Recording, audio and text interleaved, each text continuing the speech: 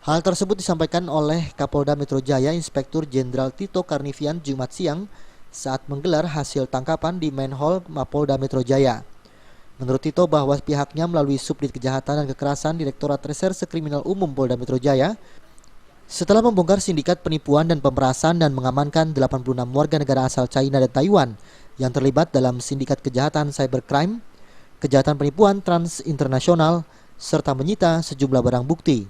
Di antaranya ratusan pesawat telepon, ribuan modem, CPU, komputer, ratusan handphone, paspor, dan alat-alat untuk kejahatan penipuan. Setelah itu, Polri akan melakukan koordinasi dengan Interpol dan kepolisian China guna mengembangkan kasus sindikat penipuan transinternasional tersebut. Kita bekerja sama dengan kepolisian Taiwan, yang saat ini ada wakil di reskrimnya Taiwan, kira-kira begitu. Deputy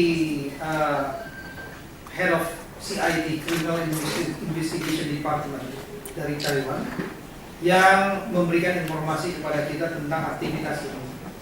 Jadi dalam operasi yang dilaksanakan kemarin ada sejumlah warga negara, warga yang ditangkap 96 orang, ada 4 yang berkebangsaan Taiwan dan 92 yang berkebangsaan warga negara dari Republik Rakyat Cina. Dari Jakarta, Zikri Amin melaporkan.